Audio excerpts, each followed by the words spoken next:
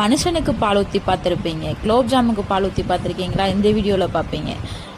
ஏதாவது சாப்பிட்லாமே அப்படின்னு சொல்லிட்டு என்னமா ஸ்நாக்ஸ் இருந்தால் சாப்பிட்லான்னு சொல்லிட்டு பார்த்தா ஸ்நாக்ஸ் பாக்ஸில் ஸ்நாக்ஸ் இல்லை. சரி ஏதாவது செஞ்சுனா சாப்பிட்லாமே அப்படின்னு சொல்லிட்டு பார்த்தோம்னாக்க இந்த குலோப் ஜாம் தான் 3 பாக்கெட் இருந்துச்சு. சரி இதுவும் எக்ஸ்பைரி டேட் ஆகிறதுக்கு முன்னாடி நம்ம செஞ்சிடலாம் அப்படின்னு சொல்லிட்டு அதுக்கு தேவையான பால், நெய் இதெல்லாமே எடுத்து வச்சாச்சு. ஊடல்லையோ வேற பார்த்துட்டே இருந்தான். இருடா சத்த நேரம் அப்படின்னு சொல்லிட்டு ஸ்டார்ட் பண்ணியாச்சு. பாலை ஒரு டம்ளரில் ஊற்றிட்டு, அதுவுமே வந்துட்டு சில்லான பால் தான் ஊற்றணுமாமா. சரின்னு சொல்லிட்டு மாவு இருக்கிற 2 பாக்கெட்டையுமே கொட்டின கதையை தாங்க பார்க்க போகிறீங்க. ஒரு பாக்கெட் கொட்டியிருந்தாலும் பரவாயில்ல, அந்த ஜில்லுன்னு இருக்கிற பாலை கொஞ்சம் கொஞ்சமாக ஊற்றி லைட்டாக பிணைஞ்சேங்க. அதை வந்து எப்படின்னாக்க லூஸாக இருக்கணுமாமா, ரொம்ப டைட்டாக பிணையக்கூடாது அப்படி சொல்லிட்டு ஒரு வீடியோவில் வந்து நான் வந்து பார்த்துருந்தேன்.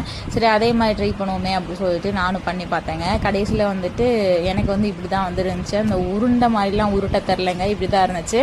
கொஞ்சம் நெய் அப்ளை பண்ணிவிட்டு மறுபடியும் நல்லா உருட்டி வச்சுட்டு அதுக்கப்புறமா வந்து மூடி போட்டு மூடி வச்சிட்டேன். அதுக்கப்புறமா வந்துட்டு ஒரு 3 பவுல் நிறையா ஜீனி எடுத்துட்டு, இதில் தாங்க பெரிய ட்விஸ்ட்டே இருக்குது. கடாயில் வந்துட்டு ஜீனி அது கூடவே சேர்த்து 2 டம்ளர் அளவுக்கு தண்ணி ஊற்றிட்டு 2 ஏலக்காய் மட்டும் போட்டேங்க. யாருக்கெல்லாம் அந்த ஸ்வீட் நல்லா சாப்பிட்டுட்டு இருக்கும்போது அந்த ஏலக்காய் வந்துருச்சுன்னா வரும் பாருங்கள் ஒரு கடுப்பு, அது எப்படி சொல்கிறதுனே தெரியலங்க. அதனால எனக்கு வந்து ஏலக்காய் வந்து சுத்தமாகவே பிடிக்காது. உங்களுக்கும் இந்த மாதிரி இருந்துச்சுன்னா மறக்காமல் வந்து கமெண்டில் வந்து சொல்லுங்கள்.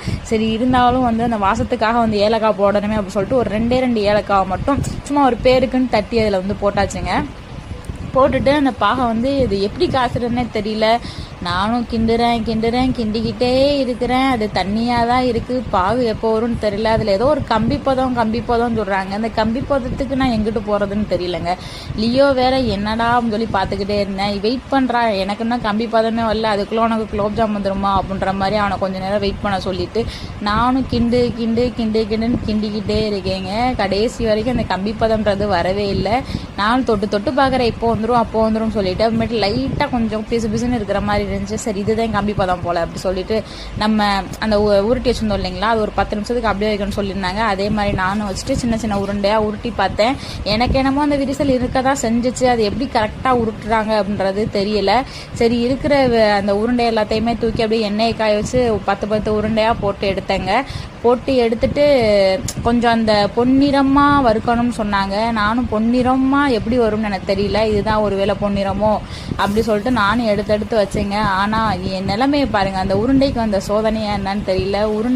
உருண்டை எல்லாமே பித்த வெடிப்பு அந்த மாதிரி இப்படி பிரிஞ்சு இருந்துச்சுங்க. இது எதனாலனே தெரியல. சரி ஃபர்ஸ்ட் டைம் ட்ரை பண்ணும்போது அப்படிதான் இருக்கும், நெக்ஸ்ட் டைம் நல்லா பண்ணிடுவோம்னு சொல்லிட்டு நானும் எல்லா உருண்டையும் போட்டு இது பண்ணி வச்சா எனக்கு இப்படி தாங்க இருந்துச்சு. கடைசியாக ஜீனி தண்ணியில் முக்கி குளிப்பாட்டிட்டேங்க. என் ஹஸ்பண்ட் சாப்பிட்டு பார்த்துட்டு நல்லா இருக்குன்னு சொன்னாப்புல. இப்படிப்பட்ட ஹஸ்பண்ட் கிடைச்சா நம்மளுக்கு சூப்பராக தானங்க இருக்கும். அவ்வளோதாங்க இதோட வீடியோ இதோட முடிஞ்சுக்கிட்டாச்சுங்க.